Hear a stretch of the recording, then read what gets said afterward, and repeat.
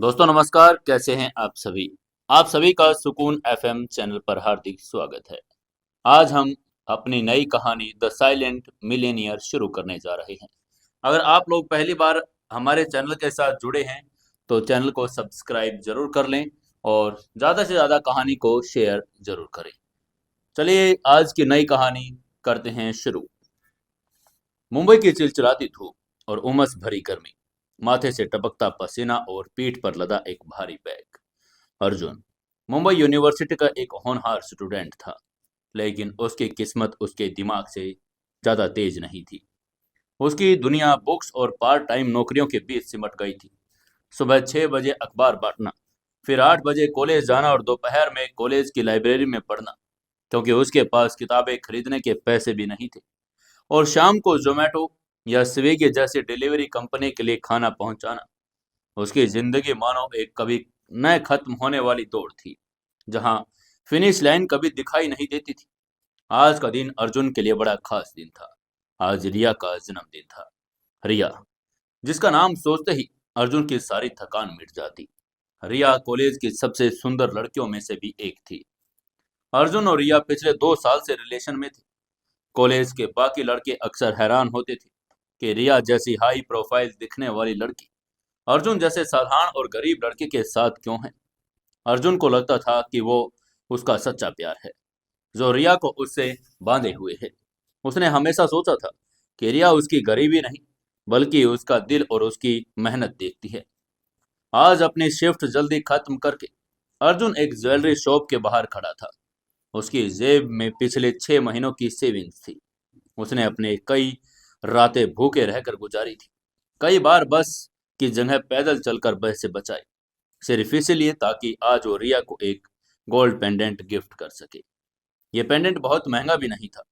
एक अमीर जादे के लिए शायद ये मामूली रकम होती, लेकिन अर्जुन के लिए उसके खून पसीने की कमाई का निचोड़ था। उसने अपने कांपते हाथों से वो छोटा सा मखमली डिब्बा अपनी जेब में रखा और अपनी पुरानी खटारा साइकिल पर सवार होकर कॉलेज की तरफ चल पड़ा। उसका दिल जोर जोर से धड़क रहा था। वो रिया के चेहरे पर आने वाली मुस्कान की कल्पना कर रहा था। मुंबई यूनिवर्सिटी का कैंपस स्टूडेंट से भरा हुआ था।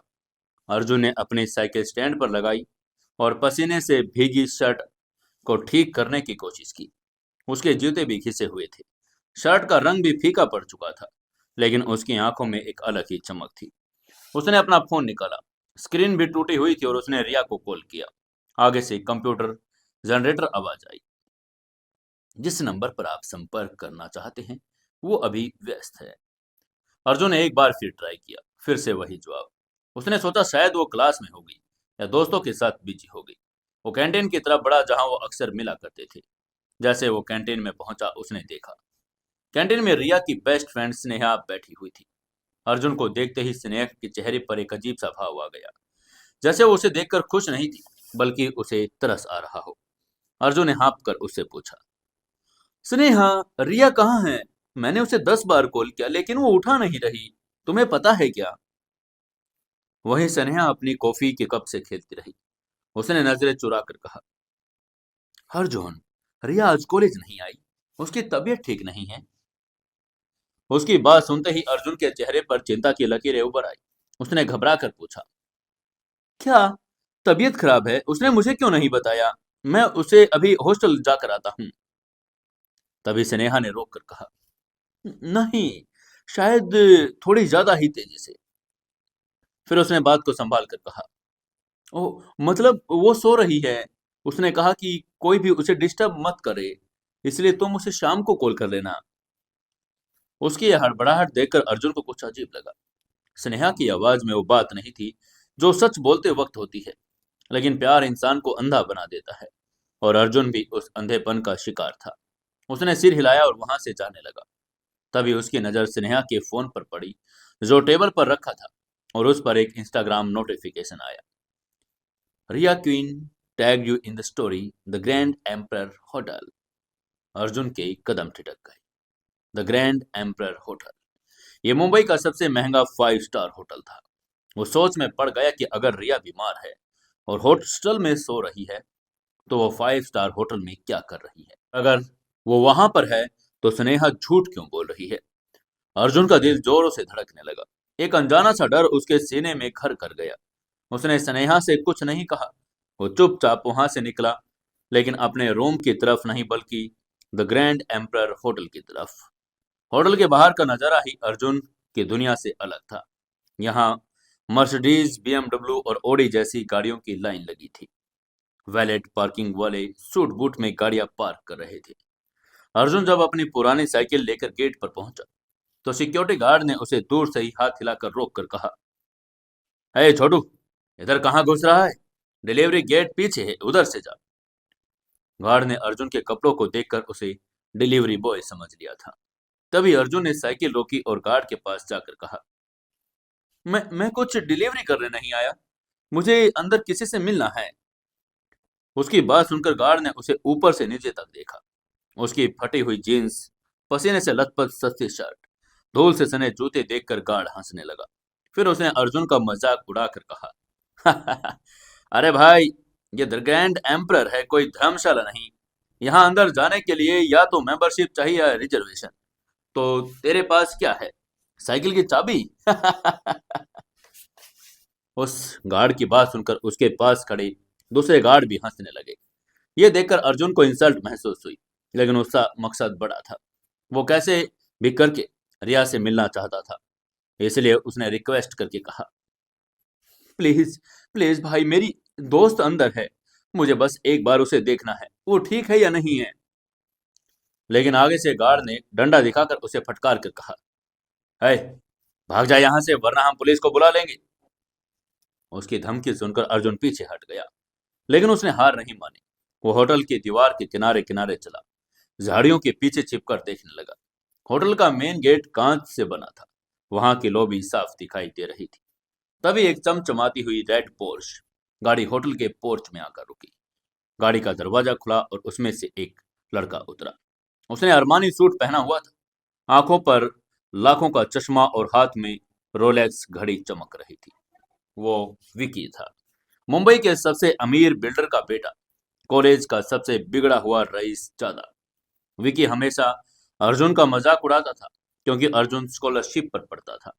लेकिन अर्जुन की सांसें तब रुक गई जब गाड़ी की दूसरी तरफ का दरवाजा खुला। वहां से एक लड़की उतरी। उसने एक बेहद खूबसूरत और महंगी ड्रेस पहनी थी। उसके बाल खुले थे। वो किसी परी से कम नहीं लग रही थी। वो रिया थी, वही रिया जो स्नेहा के मुताबिक बीमार थी और हॉस्टल में सो रही थी। अर्जुन को अपनी आंखों पर यकीन नहीं हुआ।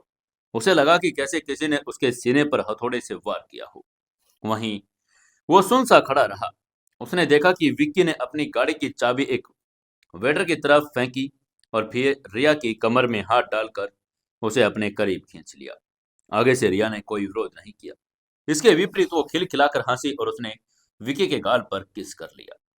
यह सब देखकर अर्जुन के अंदर कुछ टूट सा गया था। वो पेंडेंट जो उसकी जेब में था, अब उसे पत्थर जैसा भारी लगने लगा था।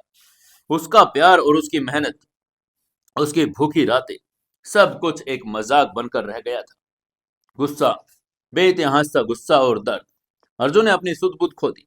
वो सिक्योरिटी की परवाह किए बिना सीधे मेन गेट की तरफ दौड़कर चिल्लाया, रिया! उसकी आवाज में इतना दर्द था कि लॉबी में खड़े कुछ लोग चौंक कर उसकी तरफ देखने लगे। तभी गार्ड्स उसे पकड़ने के लिए दौड़े, लेकिन अर्जुन ने फुर्ते से उन्हें चकमा दे दिया और सीधे विक्की और रिया के सामने जा खड़ा हुआ। रिया और विक्की अभी लिफ्ट की तरफ बढ़ रहे थे। अर्जुन उनके सामने आ गया। रिया का चेहरा, जो अभी तक मुस्कान से खिला था, अर्जुन को देखते ही पीला पड़ गया। उसके हाथ में पर्स लगभग छूटने वाला था। रिया हकलाकर बोली, "अ, अर्जुन, तुम?" वहीं विक्की ने अपनी नाक सिकोड़ी, जैसे उसे अर्जुन से बदबू आ रही हो, और मुंह बनाकर कहा, ओ माय गॉड, सिक्योरिटी, ये कचरा यहाँ अंदर कैसे आ गया? लेकिन अर्जुन ने विक्की की तरफ देखा तक नहीं। उसकी गीली और लाल आंखें सिर्फ रिया पर टिकी थी। उसने रिया की आंखों में देखकर पूछा, स्नेहा तो कह रही थी कि तुम बीमार हो, तुम्हारी तबीयत खराब है। उसने कहा था कि तुम हॉस्टल में हो और तुम यहाँ इसके साथ। वहीं आगे से रिया ने खुद को संभाला। अब जब वो पकड़ी ही गई थी तो नाटक करना उसने बंद कर दिया। उसके चेहरे से तो वो मासूमियत गायब हो गई जिसे अर्जुन प्यार करता था। उसकी जगह एक क्रूर और मतलबी भाव ने ले लिया। रिया ने अपनी बाहें अपने सीने के आगे क्रॉस करके कहा, हाँ मैं ही हूं यहाँ। तो क्या अर्जुन, तुम यहाँ आकर तमाशा कर रहे हो? चले जाओ यहाँ से। तमाशा? अर्जुन की आवाज कांपने लगी। उसने जेब में वो मखमली डिब्बा निकाला और धीरे से कहा, रिया, आज तुम्हारा जन्मदिन है। मैं तुम्हारे लिए ये लाया था। मैंने 6 महीने अपना पेट काटकर इसे तुम्हारे लिए खरीदा था। उसकी बात सुनकर विक्की जोर जोर से हंसने लगा, जैसे उसने कोई मजाक सुन लिया हो। उसने अर्जुन के हाथ से वो डिब्बा छीन लिया और उसे खोला। अंदर पड़ा छोटा सा गोल्ड पेंडेंट देखकर वो ठहाके मारकर हंसने लगा। उसने अर्जुन का मजाक बनाकर कहा, ओह कितना क्यूट है। रिया देखो, ये भिखारी तुम्हारे लिए क्या लाया है। ये तो शायद मेरे कुत्ते के पट्टे से भी सस्ता होगा। विक्की ने वो पेंडेंट निकाला और उसे फर्श पर फेंक दिया। टेंग की आवाज के साथ पेंडेंट संगमरमर के फर्श पर गिर गया। अर्जुन ने झुककर उसे उठाने की कोशिश की, लेकिन विक्की ने अपने महंगे जूते से अर्जुन के हाथ पर पैर रख दिया, जिसे अर्जुन दर्द से कराह उठा। ओह! तभी विक्की ने झुककर उसके कान में कहा, अपनी औकात में रहो लड़के। तुम जैसे लोग जो वेटर बनने के लायक होते हैं, रिया जैसी लड़कियों के बॉयफ्रेंड बनने के नहीं। आगे से अर्जुन ने दर्द सहकर ऊपर रिया की तरफ देखा। उसे उम्मीद थी कि रिया विक्की को रोकेगी। उसे उम्मीद थी कि रिया कम से कम उसकी मेहनत की कद्र करेगी।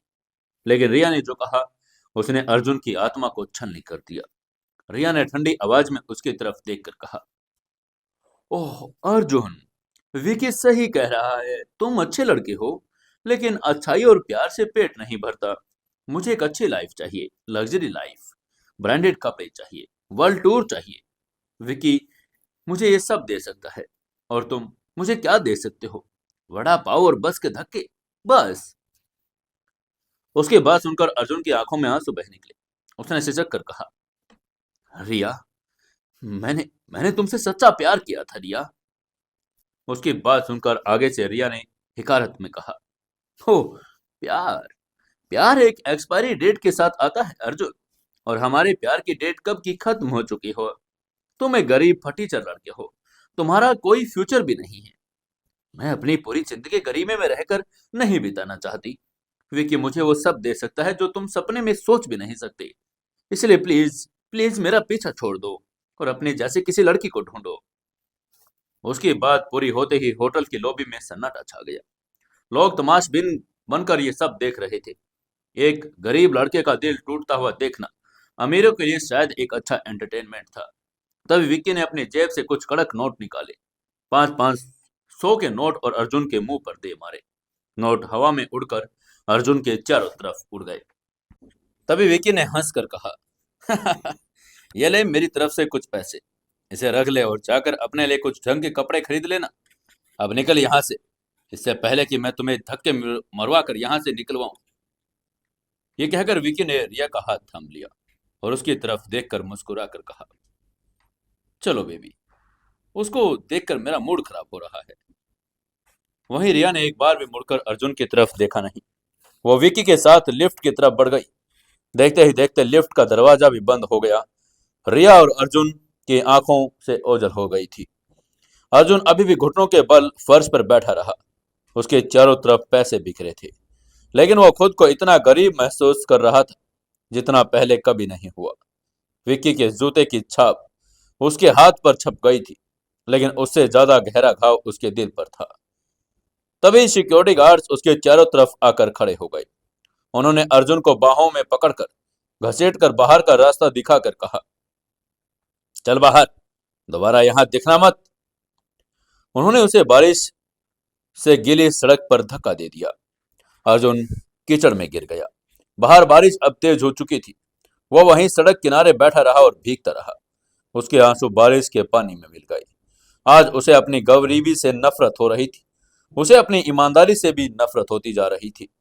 उसने अपना चेहरा ऊपर उठाया और उसने आसमान की तरफ देखकर चिल्लाकर कहा, क्यों क्यों क्यों भगवान? मैंने कभी किसी का बुरा नहीं किया, फिर भी मेरे साथ ऐसा क्यों? सिर्फ इसलिए कि मेरे पास पैसे नहीं हैं। क्या पैसे के बिना इंसान की कोई कीमत नहीं होती? उसके थोड़ी देर बाद खुद को संभाला उसने और वहां से उठा। उसका शरीर दर्द कर रहा था, लेकिन उसके अंदर एक नई आग जल उठी थी। वो लड़खड़ाकर अपनी साइकिल की तरफ बढ़ा। तभी उसकी जेब में पड़े टूटे हुए फोन की घंटी बजी। ट्रिंग ट्रिंग। अर्जुन फोन नहीं उठाना चाहता था। उसे लगा शायद मकान मालिक किराए के लिए फोन कर रहा होगा, बॉस लेट होने के लिए डांटने को। लेकिन घंटी बजती रही, इसलिए उसने बेमन से फोन जेब से निकाला। स्क्रीन पानी से भीगी थी और उस पर एक अननोन नंबर था, कोई प्राइवेट नंबर। उसने कॉल रिसीव करके कान का लगा कर कहा, हेलो। उसकी आवाज भारी और टूटी हुई थी। दूसरी तरफ से गंभीर और सदी हुई आवाज आई, क्या मैं मिस्टर अर्जुन अग्निहोत्री से बात कर रहा हूं? अग्निहोत्री। अर्जुन चौंक गया। उसको अपना सरनेम पता ही नहीं था। उसने कभी अग्निहोत्री सरनेम कभी इस्तेमाल ही नहीं किया था। इसलिए उसने कहा, मैं अर्जुन हूं, मैं अग्निहोत्री नहीं। मैं एक अनाथ हूं और मुझे अपने सरनेम का पता भी नहीं। तभी दूसरी तरफ से उस आवाज ने कहा, नहीं मिस्टर अर्जुन, आप अर्जुन अग्निहोत्री ही हैं।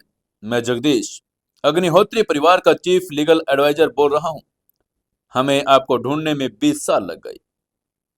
उसकी बात सुनकर अर्जुन को लगा कोई मजाक कर रहा है, इसलिए उसने कहा, प्लीज देखिए, मेरे पास फालतू मजाक के लिए वक्त नहीं है। ये कहकर उसने फोन काटने ही लिए हाथ में लिया। तभी ऊपर से जगदीश ने कहा, फोन मत काटिएगा सर। जगदीश की आवाज में हड़बड़ाहट थी। उसने अपनी बात आगे बढ़ाकर कहा, आपके दादाजी मिस्टर रणविजय अग्निहोत्री, जो देश के सबसे अमीर बिजनेस टाइकून हैं। उसकी बात सुनकर अर्जुन रुक गया। दादाजी? उसे बताया गया था कि वो अनाथ है। उसके माता पिता एक एक्सीडेंट में मर गए। उसका कोई रिश्तेदार तक नहीं। अर्जुन का दिमाग सुन्न हो गया। बारिश की बूंदें अब उसे महसूस नहीं हो रही थी। उसने हैरान होकर पूछा, आप आप क्या कह रही हैं? जगदीश ने कहा, मैं ये कह रहा हूं सर कि अभी इसी वक्त से आप इंडिया के सबसे अमीर परिवार में से एक हैं। आपके बैंक अकाउंट में एक शुरुआती अमाउंट ट्रांसफर की गई है, सिर्फ ये साबित करने के लिए कि ये कोई मजाक नहीं है। प्लीज अपना फोन चेक कीजिए और आपको एक बैंक का मैसेज आया होगा। अर्जुन ने कांपते हाथों से फोन कान से हटाया। मैसेज इनबॉक्स खोला। वहां एक न्यू मैसेज था, बैंक ऑफ वर्ल्ड। आपके अकाउंट का नंबर है 12765 में 10 करोड़ रुपए क्रेडिट किए गए। अर्जुन ने अपनी आंखों को मला और उसने 1 2 3 7 जीरो गिने। 10 करोड़। तभी फोन पर जगदीश की आवाज आई, सर मेरी टीम जीपीएस के जरिए आपकी लोकेशन ट्रेस कर चुकी है। आपके पीछे मुड़कर देखिए। अर्जुन ने धीरे से पीछे मुड़कर देखा। तभी बारिश के बीचों बीच 5 काली मर्सिडीज मैकबे कारों का एक काफिला आकर रुका। गाड़ियों के दरवाजे पर एक साथ खुल गए और उनमें से काले सूट पहने 10 बॉडीगार्ड्स बाहर निकले। वो सब अर्जुन की तरफ आए और कीचड़ में खड़े होकर भी उन्होंने अर्जुन के सामने सिर झुका दिया। उनमें से एक बुजुर्ग आदमी, जो शायद वो जगदीश था, वो आगे बढ़ा और उसने हाथ में एक फाइल और एक छतरी ले रखी थी। उसने छतरी अर्जुन के ऊपर तान दी और बारिश से बचाने लगा। उसके सामने खड़ी काली मर्सिडीज कारों का काफिला और सिर झुकाए खड़े बॉडीगार्ड्स किसी फिल्म के दृश्य जैसे लग रहे थे, लेकिन यह हकीकत थी। उसके सिर पर कीचड़ लगा था, हाथ पर विकी के जूतों का निशान और दिल में रिया का दिया हुआ धोखा। जगदीश, जो रॉयल हेरिटेज ग्रुप के लीगल एडवाइजर थे, अभी भी अर्जुन के सिर पर छतरी ताने खड़े थे। तभी अर्जुन ने उस भारी शब्द को दोहराकर कहा, अग्निहोत्री। आपने कहा मेरा असली परिवार अग्निहोत्री है, लेकिन मैं तो अनाथ हूं। मुझे बताया गया था कि जगदीश ने धीरे से अर्जुन का हाथ पकड़ा और उसे कीचड़ से आगे बढ़ने में मदद करके कहा, मालिक बारिश बहुत तेज है, क्या हम गाड़ी में बैठकर बात कर सकते हैं? आपके हर सवाल का जवाब मेरे पास है और कुछ ऐसी कड़वी सच्चाइयां भी हैं जो आपको जाननी होगी। अर्जुन ने एक पल के लिए उस आलिशान होटल की तरफ देखा जहां रिया और विकी जश्न मना रहे होंगे, फिर सामने खड़ी मर्सिडीज की तरफ, फिर उसने जगदीश की तरफ देखकर हल्के में सहमति में सिर हिला दिया। तभी एक बॉडीगार्ड ने फुर्ती से पीछे का दरवाजा खोला। अर्जुन अपने गंदे कपड़ों के साथ करोड़ की उस गाड़ी की पिछली सीट पर बैठ गया और गाड़ी के अंदर का माहौल बड़ा शांत था और एयर कंडीशनर भी चल रहा था। इसके गाड़ी में बैठते ही बाहर का शोर एकदम बंद हो गया। इसके बाद जगदीश उसके बगल में बैठा ड्राइवर को चलने का इशारा किया और गाड़ी चलते ही जगदीश ने अपनी बात शुरू करके कहा, अर्जुन सर, आप अनाथ नहीं हैं और न ही आपके माता पिता एक्सीडेंट में मरे थे। हकीकत यह है कि आप भारत के सबसे पावरफुल परिवार अग्निहोत्री एम्पायर के बेटे हैं। उसकी बात सुनकर अर्जुन की आंखें फैल गई। उसने अपनी भौहें सिकोड़कर पूछा, तो मुझे अनाथ आश्रम क्यों छोड़ा गया? क्यों मैंने 20 साल गरीबी में गुजारे? क्यों मुझे सड़कों पर धक्के खाने पड़े? उसकी आवाज में गुस्सा था। आगे से जगदीश ने गहरी सांस लेकर कहा, यह मिस्टर रणविजय अग्निहोत्री आपके दादाजी का फैसला था, और सिर्फ आपका ही नहीं, आपके जनरेशन के जितने भी बच्चे अग्निहोत्री खानदान में पैदा हुए, उन सभी को जन्म लेते ही अलग अलग अनाथ आश्रमों में छोड़ दिया गया। यह आपको ट्रेनिंग देने की एक कला थी। अर्जुन ने अविश्वास में दोहरा कर कहा, एक ट्रेनिंग? जगदीश जी, आप कह रहे हैं कि मेरी गरीबी, वो रातें जब मैं भूखे पेट सोया, वो पल जब मकान मालिक ने मुझे बेइज्जत किया, और आज आज जब रिया ने मुझे मेरी औकात के लिए छोड़ दिया, ये सब मेरे दादाजी का प्लान था। ये सब एक नाटक था। उसके गले में एक कड़वा घूंट अटक गया। जगदीश ने अपनी फाइल बंद की और बहुत गंभीरता से अर्जुन की आंखों में देखा। उनकी आंखों में दया नहीं बल्कि सम्मान था। जगदीश ने शांत स्वर में कहा, नहीं अर्जुन सर, यह नाटक नहीं था। यह अग्निहोत्री का रूल है। लोहा जब तक आग में नहीं तपता तब तक वो फौलाद नहीं बनता। रणविजय साहब का मानना है कि जिस इंसान ने कभी ना नहीं सुनी, वो कभी दुनिया पर राज नहीं कर सकता। उन्होंने आपकी गरीबी में इसलिए नहीं रखा क्योंकि वो आपसे नफरत करते थे, बल्कि इसलिए रखा क्योंकि वो आपसे सबसे ज्यादा उम्मीद करते थे। अर्जुन ने खिड़की के बाहर देखकर कहा, तो अब क्या मैं पास हो गया हूं? क्या यह ट्रेनिंग खत्म हुई? उसकी बात सुनकर जगदीश के चेहरे पर एक रहस्यमय मुस्कान आ गई। उसने कहा, ट्रेनिंग तो खत्म हो गई है छोटे मालिक, लेकिन युद्ध अभी शुरू हुआ है। उसकी बात सुनकर अर्जुन चौंक गया। उसने हैरानी भरे स्वर में पूछा, युद्ध? कैसा युद्ध? जगदीश ने कार के डैशबोर्ड पर एक बटन दबाया। एक स्क्रीन बाहर निकली जिस पर एक और लड़के की तस्वीर थी। वो लड़का अर्जुन जैसा दिखता था, लेकिन उसकी आंखों में एक क्रूरता थी, एक शिकारी जैसी चमक। जगदीश ने उसका इंट्रो करवा कर कहा, ये पारस है, आपके चाचा का बेटा, आपका कजिन। रणविजय जी ने 20 साल पहले कुल 5 वारिसों को देश के अलग अलग कोनों में अनाथ आश्रमों में छोड़ा था। बाकी 3 कमजोर साबित हुए। कोई नशे में पड़ गया तो कोई जुर्म की दुनिया में खो गया, लेकिन 2 लोग बचे हैं जो कीचड़ में कमल की तरह खिले हैं, एक आप और दूसरा पारस। अर्जुन स्क्रीन पर पारस की फोटो को घूरता रहा। उसे पहली बार पता चला कि इस दुनिया में उसका अपना खून भी मौजूद है। तभी जगदीश ने आगे कहा, रणविजय अग्निहोत्री जी ने बहुत बारीकी से यह सब देखा है। वो अपनी 50,000 करोड़ की सल्तनत को 2 हिस्सों में नहीं बांटेंगे। शेर के जंगल में 2 राजा नहीं हो सकते। इसलिए उन्होंने एक फाइनल गेम की अनाउंसमेंट की। अगले 90 दिन तक, यानी ठीक 3 महीने, ये टाइम लिमिट है आपको और पारस को, दोनों को आज रात ठीक 10 करोड़ रुपए दिए जा रहे हैं। अभी जो 10 करोड़ रुपए आपके अकाउंट में ट्रांसफर किए गए, वो इसलिए ही किए गए हैं। अर्जुन पूरे ध्यान से बात सुन रहा था। तभी जगदीश ने बात पर जोर देकर कहा, लेकिन ये इनाम नहीं है, ये बीज है। रणविजय जी की शर्त साफ है, जो भी वारिस इन 90 दिनों के अंदर अपनी काबिलियत, अपनी बिजनेस सेंस और अपनी चतुराई से 10 करोड़ को 100 करोड़ में बदल देगा, वो अग्निहोत्री एम्पायर का अगला चेयरमैन बनेगा। ये सुनते ही अर्जुन ने चौंक कर कहा, 100 करोड़ सिर्फ 3 महीने में? ये कैसे मुमकिन है? दुनिया का कोई भी बिजनेस इतना रिटर्न नहीं देता। अर्जुन की आवाज में कंपन था। जगदीश ने फिर आगे कहा, यही तो अग्निहोत्री होने का मतलब है सर। नॉर्मल लोग वही करते हैं जो मुमकिन है, अग्निहोत्री वो करते हैं जो नामुमकिन लगता है। पारस ने चैलेंज एक्सेप्ट कर लिया है। वो दिल्ली में है और उसने अपना खेल शुरू भी कर दिया। सवाल यह है कि क्या आप तैयार हैं? उसकी बात सुनकर अर्जुन चुप हो गया। उसने अपनी हथेली को देखा।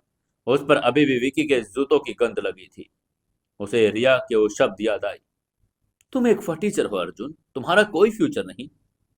अगर वो चैलेंज हार गया तो वो वापस उसे गंदगी में चला जाएगा, और अगर जीत गया तो वो पूरी दुनिया को खरीद लेगा। उसने मुट्ठी भींची।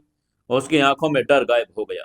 अर्जुन ने दृढ़ता से कहा, मैं तैयार हूं, बताइए रूल्स क्या हैं? आगे से जगदीश ने मुस्कुरा कर कहा, सिर्फ एक नियम है, सीक्रेट जब तक आप ये साबित नहीं कर देते आप वारिस बनने के लायक हैं, तब तक दुनिया को ये नहीं पता चलना चाहिए कि आप रणविजय अग्निहोत्री के पोते हैं। आपको ये पैसा कमाना है, लेकिन वही नॉर्मल अर्जुन बनकर। अगर किसी को आपकी असली पहचान पता चली तो आप तुरंत डिस्क्वालीफाई हो जाएंगे। तभी उनकी गाड़ी एक भव्य 5 स्टार होटल के पीछे वाले गेट पर रुकी। गाड़ी रुकते ही जगदीश ने उससे कहा, आज रात आप यहाँ रुकेंगे, कल सुबह से आपका समय शुरू होगा। याद रखिएगा अर्जुन सर, पारस बहुत खतरनाक खिलाड़ी है, वो जीतने के लिए किसी भी हद तक जा सकता है। चलिए, गुड नाइट। सुबह की किरणें जब अर्जुन के चेहरे पर पड़ी तो वो अपने पुराने हॉस्टल के कड़े गद्दे पर नहीं, बल्कि द ओबरॉय के प्रेसिडेंशियल स्वीट में मखमली बिस्तर पर था। उसकी जैसे ही आंखें खुली उसने छत को देखा। कल रात जो हुआ वो सपना नहीं था। उसने बेड के पास रखे नए आईफोन को उठाया और अपना बैंक बैलेंस चेक किया। अकाउंट बैलेंस 10 करोड़ ही दिखा रहा था, लेकिन अर्जुन के दिमाग में वो अमाउंट नहीं थी। उसके दिमाग में एक बड़ा लक्ष्य था, 100 करोड़। उसने मन ही मन में सोचा, मुझे 10 गुना पैसा बनाना है, ये लीगल तरीके से। रातों रात शेयर मार्केट में पैसा लगाकर नहीं हो सकता। मुझे रिस्क लेना होगा। मुझे कुछ ऐसा करना होगा जो पारस न सोच पाए। अर्जुन ने आईने में खुद को देखा। कल वाला डरा सहमा लड़का अब कहीं खो गया था। उसने फैसला किया कि वो अपना हुलिया पूरी तरह से नहीं बदलेगा। अगर वो अचानक से 5 लाख का सूट पहनकर कॉलेज गया तो सब शक करेंगे और उसे लो प्रोफाइल रहना ही होगा। इसके बाद उसने खुद से कहा, चलो अर्जुन, कॉलेज चलते हैं, डिग्री के लिए नहीं बल्कि ये सोचने के लिए कि इस पैसे का इस्तेमाल कैसे करना है। जैसे ही वो कॉलेज पहुंचा उसने देखा कॉलेज का कैंपस आज भी वैसा ही था, वही शोर वही भीड़। लेकिन अर्जुन को सब कुछ अलग लग रहा था। कल तक वो इन अमीरजादों को देखकर हीन भावना महसूस करता था। आज उसे पता था कि इस पूरे कॉलेज को वो खरीद सकता है। जैसे वो कॉरिडोर में दाखिल हुआ, स्टूडेंट्स का एक झुंड उसे देखकर हंसने लगा। उनमें से एक लड़के ने हंसकर कहा, अरे अरे वो देखो, देवदास वापस आ गया।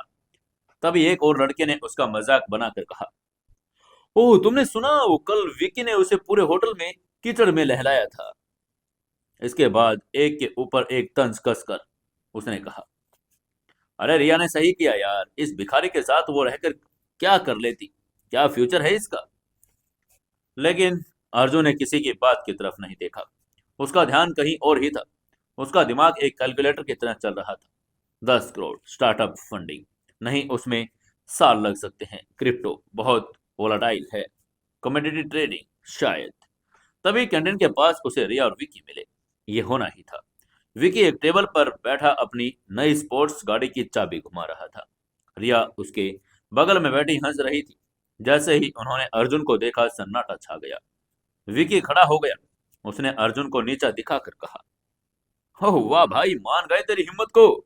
इतनी बेइज्जती के बाद भी कॉलेज आने का जिक्र है तुम में, या फिर आज भी किसी वेटर की शिफ्ट है। तभी रिया ने अर्जुन को ऊपर से नीचे तक देखा। अर्जुन के चेहरे पर एक अजीब सा सुकून था। वो उम्मीद कर रही थी कि अर्जुन रोता हुआ बिखरा हुआ दिखेगा, लेकिन वो नॉर्मल था। वो बात रिया को खटक गई। रिया ने तल्खी से कहा, अर्जुन तुम यहाँ क्या कर रहे हो? तमाशा बनाने? प्लीज चले जाओ, मुझे शर्म आती है कि मैं कभी तुम्हारे साथ थी। उसकी बात सुनकर अर्जुन रुक गया। उसने अपना बैग कंधे पर ठीक किया और विक्की की आंखों में सीधे देखा। अर्जुन ने बड़ा शांत आवाज में कहा, मैं यहाँ अब पढ़ने आया हूँ, और रही बात बेइज्जती की, तो याद रखना, शेर जब 2 कदम पीछे लेता है तो वो भाग नहीं रहा होता और झपट्टा मारने की तैयारी कर रहा होता है। उसकी बात सुनकर विकी एक पल के लिए सहम गया। अर्जुन की आंखों में वो डर नहीं था जो कल था, लेकिन फिर उसने अपनी हंसी वापस पा ली। उसने हंसकर कहा, ओहो, डायलॉग बॉलीवुड हीरो बनेगा, चल अपनी औकात में रहे। इस बार आगे से अर्जुन ने कोई जवाब नहीं दिया। उसे विकी जैसे लोगों पर अपनी एनर्जी वेस्ट नहीं करनी थी। उसका मुकाबला विकी से नहीं, पारस से था, और उसका लक्ष्य 100 करोड़ था, विकी की टुच्ची गाड़ी नहीं। अर्जुन वहां से आगे बढ़ गया और लाइब्रेरी के सबसे शांत कोने में जाकर बैठ गया। उसने अपना लैपटॉप खोला। अब असली काम शुरू करने का वक्त था। उसने मन ही मन में सोचा, मुझे एक ऐसी डील चाहिए जिसमें मैं पैसा डालूं और 3 महीने में मल्टीप्लाई हो जाए। मुझे मरे हुए घोड़ों पर दाव लगाना होगा, जिसे कोई और न देख रहा हो। उसने न्यूज वेबसाइट्स, बिजनेस फोर्ब्स और डार्क वेब के कुछ फाइनेंस पेजों को खंगालना शुरू किया। वो घंटों बैठा रहा, दोपहर हो गई, लंच का समय बीत गया, लेकिन अर्जुन की नजर स्क्रीन से नहीं हटी। अचानक एक लोकल न्यूज पोर्टल की एक छोटी सी खबर पर उसकी नजर अटक गई। ये खबर मामूली सी थी, किसी ने इस बात पर ध्यान ही नहीं दिया होगा। हेडलाइन: धारावी रीडेवलपमेंट प्रोजेक्ट के पास स्थित पुरानी कोहिनूर टेक्सटाइल मिल की जमीन कल नीलाम होगी। मिल मालिक भारी कर्ज में है, बेस प्राइस 8 करोड़। अर्जुन के माथे पर उसने हाथ रखा। कोहिनूर मिल। उसे याद आया कि उसने कल रात जगदीश की फाइल्स में कुछ पढ़ा था। सरकार अगले महीने एक नया मेट्रो प्रोजेक्ट पास करने वाली है, जिसका रूट। उसने तुरंत मुंबई का मैप खोला और मेट्रो का प्रस्तावित रूट चेक किया। उसका दिल जोर से धड़का। उसने मन ही मन कहा, अगर सरकार का नया मेट्रो प्लान पास होता है तो उसका मुख्य स्टेशन ठीक उसी जगह बनेगा जहां अभी कोहिनूर मील का खंडर है। आज वो जमीन कचरा है, लेकिन जैसे ही मेट्रो का ऐलान होगा, उस जमीन की कीमत आसमान छू लेगी। ये सोचते ही अर्जुन बदबुदाया। 8 करोड़ बेस प्राइस, और मेरे पास सिर्फ 10 करोड़। अगर मैं जमीन खरीद लूं तो 1 महीने बाद जब सरकार प्रोजेक्ट अनाउंस करे, तो मैं इसे सरकार या किसी बिल्डर को 50-60 करोड़ में बेच सकता हूँ। ये पहला बड़ा जंप होगा। लेकिन इसमें एक पेंच था। खबर के नीचे लिखा था, ये नीलामी ओपन नहीं बल्कि क्लोज्ड बिड है, और इसमें मुंबई के बड़े बड़े बिल्डर्स भी आ सकते हैं। फिर भी वो रिस्क लेने का फैसला कर लेता है। नीलामी वाले दिन मुंबई का कलेक्टर ऑफिस किसी युद्ध के मैदान जैसा लग रहा था। शहर के नामी बिल्डर्स अपनी चमचमाती गाड़ियों से उतर रहे थे। इनमें सबसे बड़ा नाम था मदन खन्ना, विकी का पिता। खन्ना के लिए ये नीलामी सिर्फ एक बिजनेस डील थी, लेकिन अर्जुन के लिए उसके अस्तित्व की लड़ाई थी। अर्जुन दूर एक नॉर्मल टैक्सी में बैठा था। उसने अपने दोस्त समीर को आगे भेजा था। समीर ने एक सस्ता सा सूट पहना था, लेकिन उसके हाथ कांप रहे थे। समीर ने फोन पर फुसफुसा कर कहा, भाई भाई मैं नहीं कर पाऊंगा यार, वहां मदन खन्ना बैठा है, वो मुझे कच्चा चबा जाएगा। इधर से अर्जुन ने उसको समझा कर कहा, समीर मेरी बात ध्यान से सुन, तुझे वहां कोई भाषण नहीं देना। तुझे बस उस लिफाफे में वो रकम लिखनी है जो मैंने कही है। याद रख, तू मेरा दोस्त नहीं, मेरा हथियार है। अर्जुन की आवाज ठंडी और स्थिर थी। वहीं उधर नीलामी हॉल के अंदर मदन खन्ना ने अपनी सिगार सुलगाई और मुस्कुराकर बगल वाले बिल्डर से कहा, यह कोहिनूर मिल तो मेरी है। मैंने 8.5 करोड़ का मन बनाया है। कोई और पागल ही होगा जो इस कचरे के लिए सबसे ज्यादा देगा। समीर ने एक कोने में बैठकर लिफाफा खोला। अर्जुन ने उसे 9 करोड़ 40 लाख लिखने को कहा था। यह अर्जुन का सबसे बड़ा रिस्क था। अगर उसने ये जमीन जीत ली तो उसके बैंक में सिर्फ 60 लाख बचेंगे। बोले में लिफाफे जमा हुए। हॉल में सन्नाटा छा गया। आधे घंटे बाद ऑफिसर बाहर आया। उसने मुस्कुराकर अनाउंसमेंट करके कहा, कोहिनूर मिल की नीलामी के विनर हैं एसके एसोसिएट्स, 9 करोड़ 40 लाख की बोली के साथ। एसके एसोसिएट्स नाम अर्जुन की नई फर्म है। इसी के साथ पूरे हॉल में कानाफूसी शुरू हो गई। मदन खन्ना के चेहरे का रंग उड़ गया। उसने सिर्फ 8 करोड़ 50 लाख रुपए लगाए थे। उसे समझ नहीं आया कि इस छोटे से ब्रोकर के पीछे कौन है। वहीं खिड़की के बाहर खड़े अर्जुन के चेहरे पर एक फीकी मुस्कान आ गई। जमीन अर्जुन की हो चुकी थी, लेकिन अब असली परीक्षा शुरू हुई। अर्जुन के पास सिर्फ 60 लाख रुपए बचे थे। उसने कॉलेज जाना जारी रखा ताकि किसी को शक न हो। विकी और रिया उसे अभी भी भिखारी समझकर चिढ़ाते थे, यह जानते हुए कि विकी के पापा नीलामी हार गए हैं। विकी ने क्लास में कहा, सुना है कोई नया पंटर मार्केट में आया है जिसने मेरे डैड की डील खराब की। जिस दिन उसका पता चलेगा मैं उसे मुंबई से बाहर फिकवा दूंगा। अर्जुन चुपचाप अपनी कोडिंग बुक पढ़ता रहा। उसे पता था कि अगले 15 दिन उसके लिए करो या मरो वाले हैं। अगर सरकार ने मेट्रो का रूट बदल दिया तो 10 करोड़ के मलबे का ढेर रह जाएगा और पारस जीत जाएगा। वो रोज रात चुपके के उस खंडर मिल में जाता। वहां उसने कुछ मजदूर लगाकर साफ सफाई शुरू करवाई ताकि यह लगे कि वहां कोई प्रोजेक्ट शुरू होने वाला है। उसने जानबूझकर वहां अफवाह उड़ाई कि वहां एक इंटरनेशनल टैग पार्ट बनने वाला है। ऐसे ही 30 दिन बीत गए। इसके 30वें दिन की सुबह अर्जुन ने अखबार उठाया। फ्रंट पेज पर बड़े अक्षरों में लिखा था, मुंबई मेट्रो लाइन 7 का नक्शा पास, कोहिनूर मूल बनेगा मुख्य जंक्शन और डिपो। खबर छपते ही मुंबई के रियल एस्टेट मार्केट में हड़कंप मच गया। वो जमीन जो कल तक 9 करोड़ की थी, अब उसकी कीमत सोने के बराबर हो गई थी। अर्जुन के पास कॉल्स की बाढ़ आ गई। समीर का फोन बजना बंद नहीं हो रहा था। समीर ने फोन पर चिल्लाकर कहा, भाई, मदन खन्ना का फोन है, वो 30 करोड़ दे रहा है। इधर से अर्जुन ने शांति में कहा, उसे मना कर दो। दोपहर तक बोली 50 करोड़ पहुंच गई। शाम होते होते एक बड़ी मल्टीनेशनल कंपनी जो मुंबई में अपना हेडक्वार्टर बनाना चाहती थी, नीलामी में कूद पड़ी। उन्हें पता था कि मेट्रो स्टेशन के बगल में ऑफिस होने का मतलब क्या है। अर्जुन ने समीर को होटल ताज में मीटिंग के लिए भेजा। वहां मदन खन्ना और उस देशी कंपनी के रिप्रेजेंटेटिव बैठे थे। मदन खन्ना ने समीर को घूर कर कहा, 60 करोड़ ले और ये जमीन मुझे दे दे, इससे ज्यादा तुझे कोई नहीं देगा। तभी समीर के कान में लगे ब्लूटूथ ने अर्जुन की आवाज आई, उठो और बाहर निकलो। उसकी बात सुनकर समीर जैसे ही उठने लगा, विदेशी कंपनी के ऑफिस ने उसे रोकर कहा, रुकी, हम इस लोकेशन के लिए बहुत एक्साइटेड हैं। हमारे पास सरकार से स्पेशल परमिशन है। हम आपको 95 करोड़ का ऑफर देते हैं, साथ ही 5 करोड़ का साइनिंग बोनस अमाउंट भी। अगर आप अभी भी डीलर फाइन कर रहे हैं, ये टोटल 100 करोड़ हो चुके हैं। वही ऑफर सुनते ही समीर के हाथ कांपने लगे। उसने अर्जुन के इशारे का इंतजार किया। तभी अर्जुन ने फोन पर कहा, डील लॉक करो। इसके बाद समीर ने कांपते हाथों से एग्रीमेंट साइन किया। शाम के 6 बज रहे थे। उधर अर्जुन कॉलेज की लाइब्रेरी की सीढ़ियों पर बैठा था।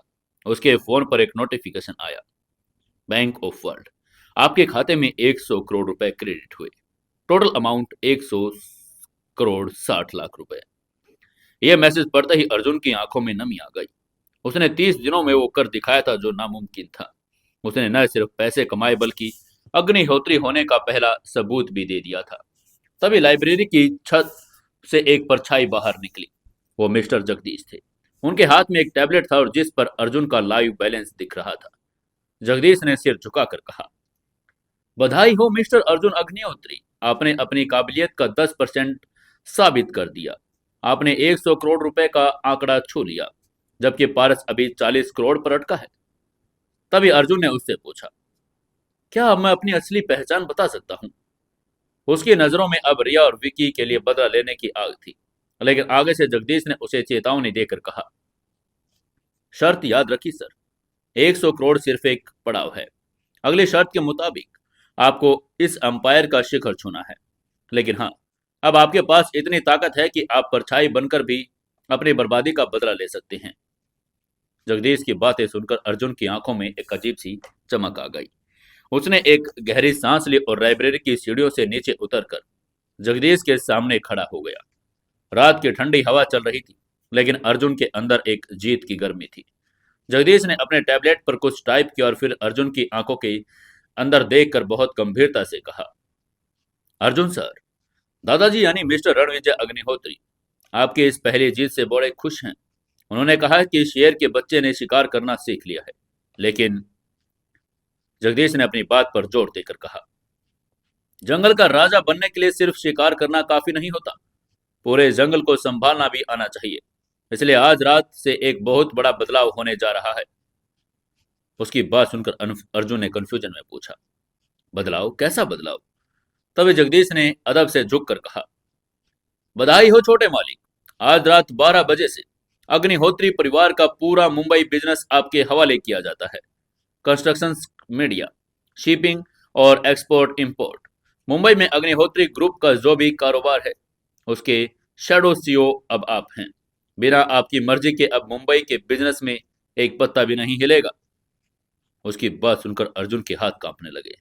कल तक वो अपनी कॉलेज की फीस के लिए मोहताज था और आज पूरा मुंबई उसका ऑफिस बन गया। तभी जगदीश ने टेबलेट की स्क्रीन अर्जुन की तरफ घुमाई और कहा, और ये रहा आपका पर्सनल रिवॉर्ड। आपने जो 100 करोड़ कमाई वो कंपनी के अकाउंट में गई, लेकिन दादाजी ने आपके पर्सनल खर्च और बिजनेस ऑपरेशंस के लिए आपके पर्सनल अकाउंट में एक और अमाउंट ट्रांसफर की है। अर्जुन ने स्क्रीन की ओर देखा। एक बार फिर वहां इतने जीरो थी उसे गिनने में वक्त लगा। पूरे 50 करोड़ रुपए थे।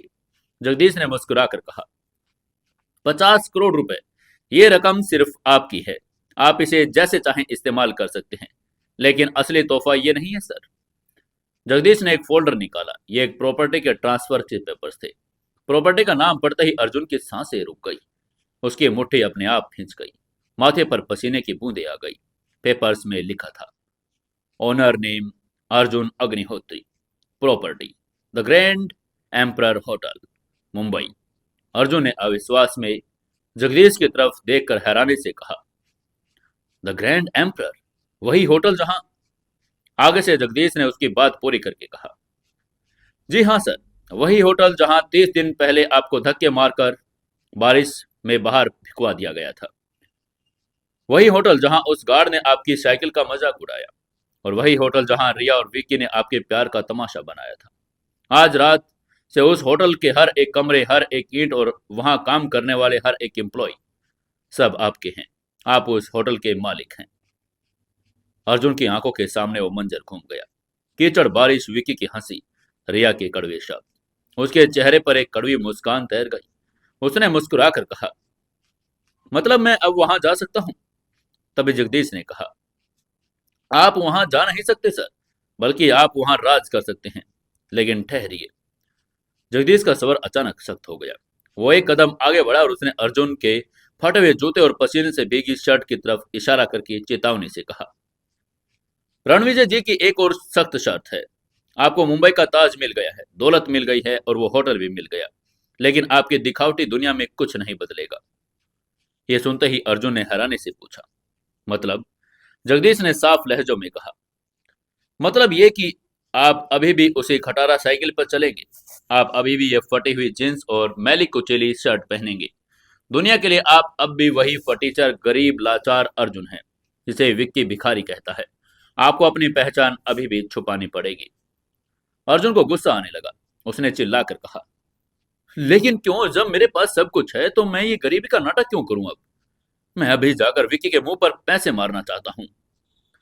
जगदीश ने उसे शांत करवा के समझा कर कहा, क्योंकि असली बदला वो नहीं होता जो शोर मचा कर लिया जाए। असली बदला वो होता है जब दुश्मन को पता ही नहीं चले कि उसे कौन बर्बाद कर रहा है। दादाजी कहते हैं कि आप विकी और रिया जैसे लोगों का असली चेहरा देखें। जब आप अमीर बनकर जाएंगे तो दुनिया आपको सलाम ठोकेगी, लेकिन इस फटी हुई शर्ट में आपको पता चलेगा कि कौन आपका सगा है और कौन नहीं। साथ ही अगर पारस को पता चला कि मुंबई का कंट्रोल आपके पास है तो वो सतर्क हो जाएगा। हमें उसे अंधेरे में रखना है। उसकी बात सुनकर अर्जुन कुछ पल शांत रहा। उसने अपनी फटी हुई आस्तीन को देखा। उसे जगदीश की बात समझ आ रही थी। शेर शिकार करने से पहले घास में छिप कर बैठता है।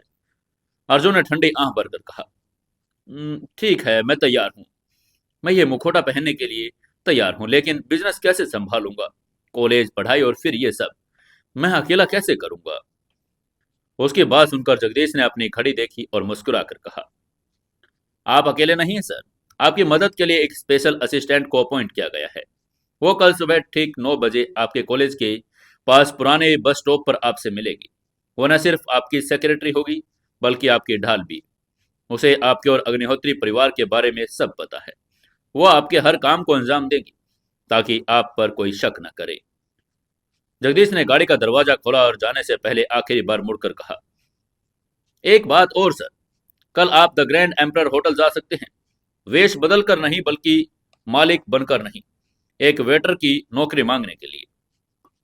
उसकी बात सुनकर अर्जुन चौंक गया। उसने हैरानी से पूछा, वेटर? अपने ही होटल में? जगदीश की आंखों में एक शरारत थी। उसने मुस्कुराकर कहा, जी हाँ, सोचिए, अपने ही होटल में वेटर बनकर आप उन लोगों की हर बात सुन सकेंगे, उनकी हर चाल जान सकेंगे, और जिस दिन आप अपनी कुर्सी पर बैठेंगे उस दिन का धमाका देखने लायक होगा। Good night mister Agnihotri. ये कहकर जगदीश गाड़ी में बैठकर चला गया। अर्जुन वहीं अंधेरे में खड़ा रह गया। उसके हाथ में करोड़ों की प्रॉपर्टी के कागज थे, लेकिन तन पर वही फटे कपड़े। उसने आसमान की तरफ देखा जहां वो कल रो रहा था। आज उसकी आंखों में आंसू नहीं, आग थी। अर्जुन ने बुदबुदा कर कहा, द ग्रैंड एम्परर होटल, तैयार रहना, तुम्हारा मालिक आ रहा है, वेटर की ड्रेस पहनकर। मुंबई की वो सुबह भी रोज की जैसी ही थी। भीड़ भाड़, शोरगुल और हवा में खुली हुई नमी। लेकिन अर्जुन के लिए आज की सुबह का सूरज एक अलग ही ताजगी लेकर आया था। कल रात वो इस शहर पर सड़कों पर एक अदना सा लड़का था जिसे कोई भी ठोकर मार सकता था, लेकिन आज आज वो उस शहर की सबसे महंगी इमारतों में से एक द ग्रैंड एम्परर होटल का मालिक था। उसके बैंक अकाउंट में 50 करोड़ रुपए थे, जेब में होटल के मालिकाना हक के कागज, लेकिन उसके शरीर पर वही फटी पुरानी जींस जिसका रंग घुटनों पर से उड़ चुका था। उसकी शर्ट का कॉलर मैला था और उस पर जगह जगह पसीने के दाग थे। पैरों में वही घसिए पिटे कैनवस के जूते थे जिनका तलवा एक तरफ से खुल रहा था। जगदीश की चेतावनी उसके कानों में गूंज रही थी। दुनिया के लिए आप अभी भी वही गरीब अर्जुन हैं। आपको अपना मुखौटा नहीं उतारना है। अर्जुन ने अपनी खटारा साइकिल होटल के दूर एक पेड़ के नीचे खड़ी की। उसने होटल की गगनचुंबी इमारत को नीचे से ऊपर तक देखा। कांच की दीवारों से बनी वह इमारत धूप में किसी हीरे की तरह चमक रही थी। 30 दिन पहले इसी जगह पर उसे अपमानित किया गया था, कीचड़ में फेंका गया। आज वो उस अपमान का हिसाब लेने नहीं, बल्कि उस एम्पायर को समझने जा रहा था जो अब उसका ही था। होटल के मेन गेट पर वही सिक्योरिटी अरेंजमेंट्स थे। काले सूट में मुस्टंडे गार्ड्स कानों में वोकी डोकी लगाए बाज की तरह आने जाने वाले पर नजर रखे हुए थे। मर्सिडीज ओडी जैगवार जैसी गाड़ी पोर्च में रुक रही थी और गार्ड्स झुक झुक कर अमीरों को सलाम ठोक रहे थे। ये सब देखकर अर्जुन ने गहरी सांस ली, सीधे मेन गेट की तरफ बढ़ा।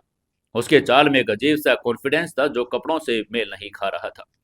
जैसे वो गेट के करीब पहुंचा, वही गार्ड जिसने पिछली बार उसे धक्का दिया था वो रास्ते में दीवार बनकर खड़ा हो गया। गार्ड का नाम बबलू था, जिसकी नेम प्लेट उसके सीने पर चमक रही थी।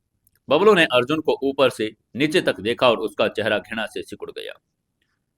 गार्ड ने अपनी लाठी को अर्जुन के सीने पर हल्का सा टिका कर कहा, अबे ओए, तू फिर आ गया। तुझे पिछली बार हिंदी में समझ नहीं आया क्या? ये होटल है, कोई लंगर नहीं बट रहा यहाँ। चल पीछे मुड़ और निकल जा यहाँ से। उसकी आवाज में वही पुराना अहंकार था। अर्जुन ने शांत नजरों से उस गार्ड को देखा। उसके मन में आया कि अभी जेब से कागज निकालकर उसके मुंह पर मारे और बताया कि जिसे वो भाग बात कर रहा है अब वो उसका मालिक है। वो चाहे तो 1 सेकंड में उसकी नौकरी खा जाएगा। लेकिन उसने अपने गुस्से को पी लिया और उसे याद किया कि उसे अब नाटक करना है। अर्जुन ने अपनी आवाज में थोड़ी नरमी और थोड़ी लाचारी दिखाकर कहा, भैया मैं यहाँ भीख मांगने नहीं आया, मुझे अंदर एक काम है। मैनेजर साहब से मिलना है नौकरी के लिए। उसकी बात सुनकर वो गार्ड जोर से हंसा। उसके साथ दूसरे गार्ड्स भी खीखी करने लगे। तभी उस गार्ड ने उसका मजाक बनाकर कहा, शक्ल देखी है आईने में? यहाँ वेटर बनने के लिए इंग्लिश आनी चाहिए और शक्ल सूरत इंसान जैसी होनी चाहिए। तेरे जैसे सड़क छाप को तो हम टॉयलेट साफ भी न करने दे। इससे पहले कि मेरा दिमाग खराब हो जाए, निकल जाए यहाँ से। आगे से अर्जुन ने एक रिक्वेस्ट करके कहा, प्लीज एक बार जाने दीजिए भैया। अगर मैनेजर ने मना कर दिया तो मैं खुद चला जाऊंगा। प्लीज, बहुत जरूरत है। तभी अर्जुन नहीं माना तो उसने आगे बढ़कर अर्जुन का कॉलर पकड़ लिया और बढ़कर बोला, अरे ये ऐसे नहीं मानेगा, रुक तू। तभी अर्जुन की मांसपेशियां तन गई। वो मार्शल आर्ट्स नहीं जानता था, लेकिन सड़क की जिंदगी ने उसे इतना तो सिखा दिया था कि खुद को कैसे बचाना है। लेकिन तभी किस्मत ने एक अजीब खेल खेल लिया। गेट पर अचानक एक बहुत महंगी रोल्स रॉयस आकर रुकी। गाड़ी इतनी शानदार थी कि गार्ड्स का ध्यान अर्जुन से हटकर उस गाड़ी की तरफ चला गया। गाड़ी से एक वीआईपी गेस्ट उतर रहे थे। सारे गार्ड्स, जिसमें वो बबलू भी शामिल था, हड़बड़ाहट में उस गेस्ट को सैल्यूट करने और दरवाजा खोलने के लिए दौड़े। Sir sir, welcome sir. Guards का पूरा झुंड उस वीआईपी के इर्द गिर्द इकट्ठा हो गया। यही वो पल था जिसका अर्जुन को इंतजार था। उसने देखा कि मेन गेट का एक छोटा सा हिस्सा गार्ड्स की लापरवाही से खुला रह गया। बिना एक पल गंवाए अर्जुन ने फुर्ती से खुद को गार्ड्स की नजर से बचाया और उस वीआईपी गेस्ट के पीछे पीछे उनकी परछाई बनकर रोटेटिंग डोर से होटल के अंदर दाखिल हो गया। होटल के अंदर का माहौल बाहरी की दुनिया से अलग था। बाहर की उमस और शोरगुल की जगह यहाँ ठंडी सुगंधित हवा थी। लॉबी इतनी विशाल थी कि उसमें एक क्रिकेट मैच खेला जा सके। छत से लटकते हुए विशाल क्रिस्टल झूमर लाखों रोशनी बिखेर रहे थे। फर्श पर इतना चमकदार बनाया गया था कि अर्जुन उसमें अपना चेहरा देख पा रहा था। पियानो की धीमी धीमी धुन भी बज रही थी। यह अर्जुन का होटल था, उसका अपना होटल। वो एक अजीब से गर्व और संकोच के साथ आगे बढ़ा। उसके गंदे जूते उस महंगी संगमरमर के फर्श पर अजीब लग रहे थे। वो जानता था कि यहाँ ये बेमेल है, एक धब्बे की तरह। वो रिसेप्शन की तरफ बढ़ ही रहा था। अचानक उसका ध्यान भटक गया।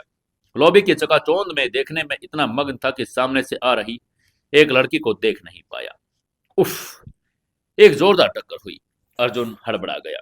उसके सामने एक लड़की खड़ी थी, जिसके हाथ में कॉफी का एक कप था और टक्कर लगते ही कॉफी छलक गई। लेकिन शुक्र था कि लड़की के कपड़ों पर नहीं गिरी। हाँ, अर्जुन का हाथ उस लड़की के हाथ से जरूर टकरा गया था। लड़की बड़ी खूबसूरत थी, लेकिन उसकी खूबसूरती पर उसके घमंड की परत चढ़ी हुई थी। उसने बड़ा कीमती डिजाइनर ड्रेस पहना हुआ था, हाथ में गुची का बैग और कलाई पर डायमंड ब्रेसलेट। उसका नाम तान्या था, जो शहर के एक बड़े बिजनेसमैन की बेटी थी और इस होटल की रेगुलर कस्टमर थी। तान्या ने अपनी कलाई को झटके से पीछे खींचा, जैसे किसी जहरीले सांप ने उसे छू लिया हो। उसकी आंखों में अर्जुन के लिए इतनी नफरत उमड़ आई कि इस पल के लिए वो अर्जुन भी सहम गया था। तान्या ने चिल्लाकर कहा, व्हाट द हेल, अंधे हो क्या, दिखाई नहीं देता? उसकी आवाज लॉबी में शांत माहौल में किसी कांच के टूटने जैसी गूंज गई। आगे से अर्जुन ने तुरंत माफी मांगकर कहा, सॉरी मैम, सॉरी, मेरा ध्यान नहीं था, गलती हो गई। तान्या ने अपनी कलाई को दूसरे हाथ से झाड़कर कहा, सॉरी। मानो उस पर अर्जुन का गरीबी का कोई बैक्टीरिया लग गया हो। उसने अर्जुन के हाथों की तरफ इशारा किया।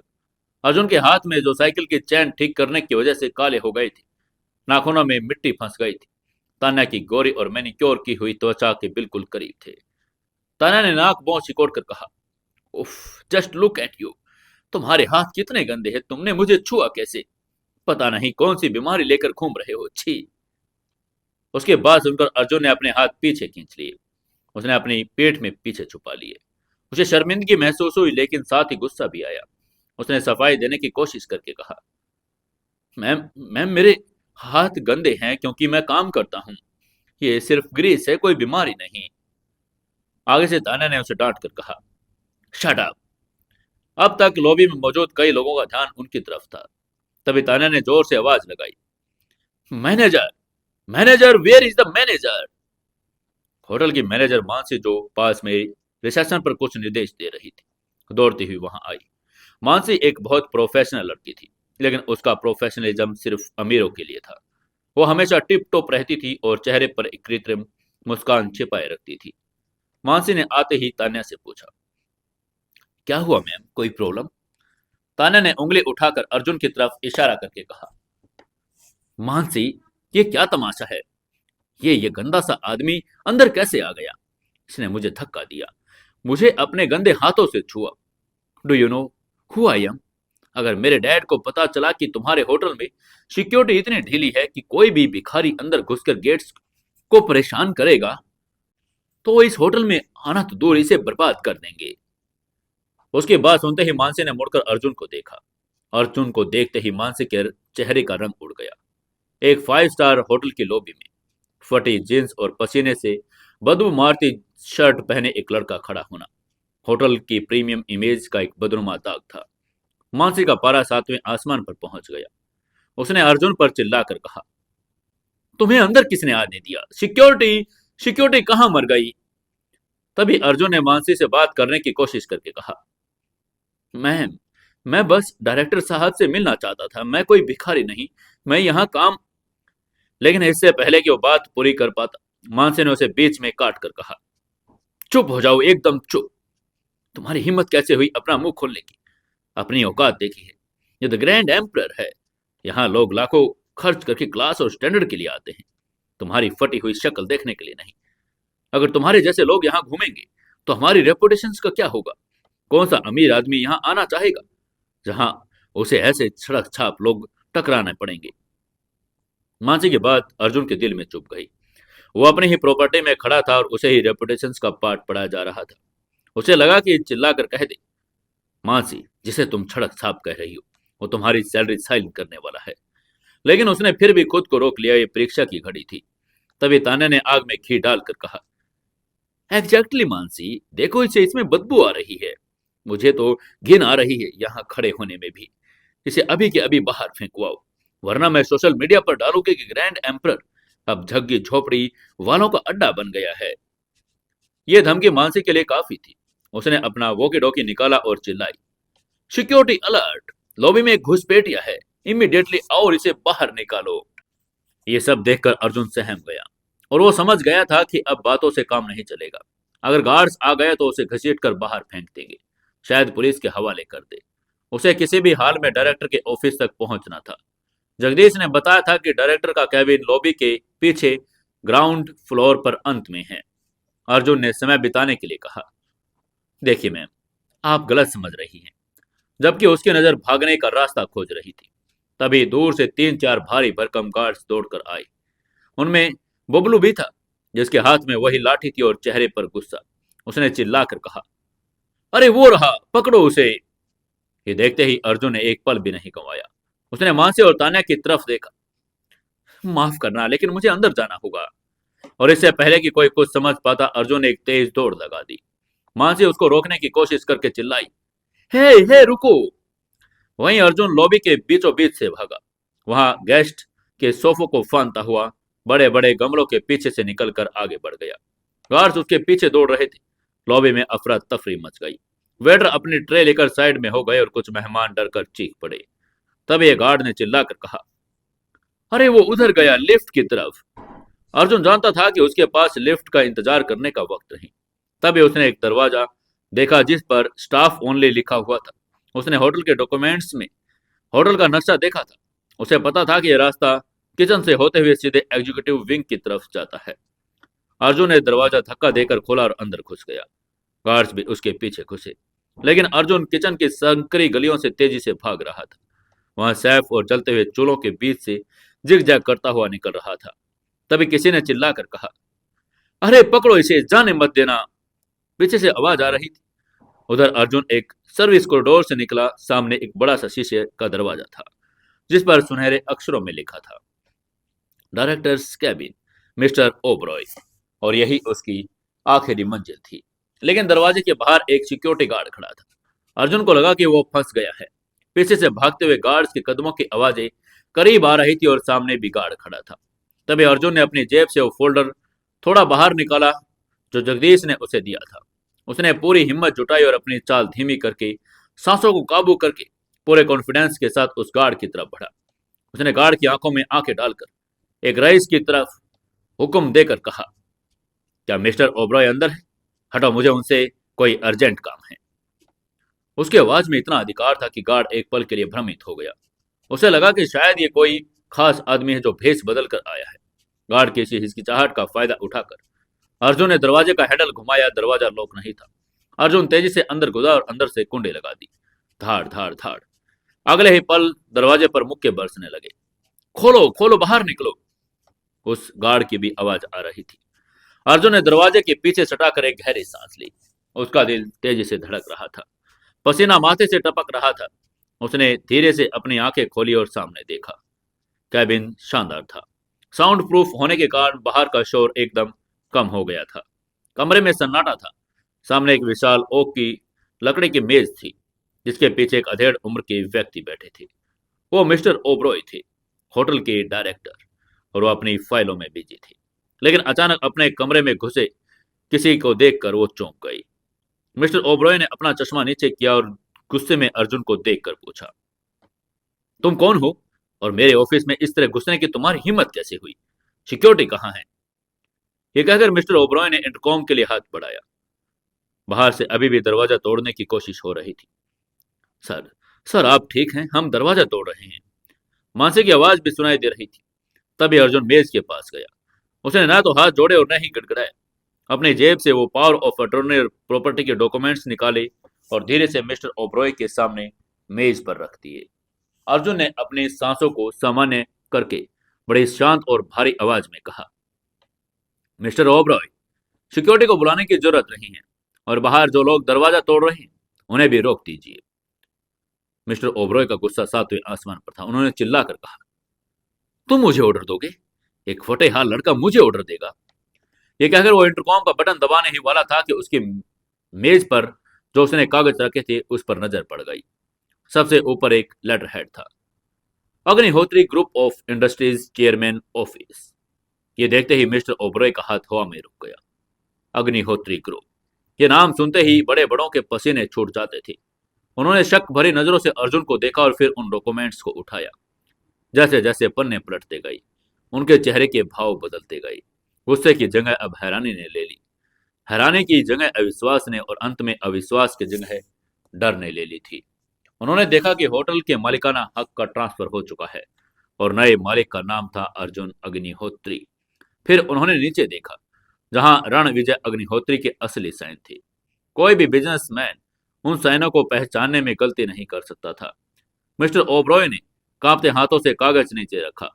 उन्होंने धीरे से अपना चश्मा उतारा और कुर्सी से खड़े हो गए।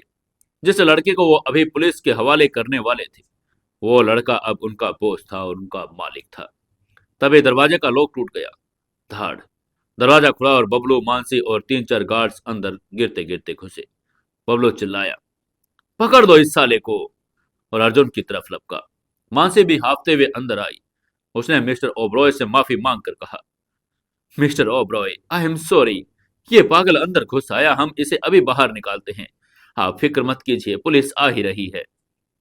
वहीं बबलू ने अर्जुन का हाथ मरोड़कर कहा, बहुत भगा लिया तूने, अब जेल में चक्की पीसना। लेकिन डायरेक्टर ओब्रॉय बिल्कुल स्तब्ध खड़ा था। उसके पास कोई जवाब ही नहीं था। अब क्या करेगा डायरेक्टर ओब्रॉय? कैसे माफी मांगेगा अर्जुन से? क्या होगा अब आगे की कहानी में जानने के लिए जुड़े रहिए अपनी कहानी द साइलेंट मिलेनियर के साथ। दोस्तों, कहानी अच्छी लग रही है तो ज्यादा से ज्यादा शेयर करें, कमेंट करें और लाइक जरूर करें। प्यारा सा कमेंट करके जरूर बताएं।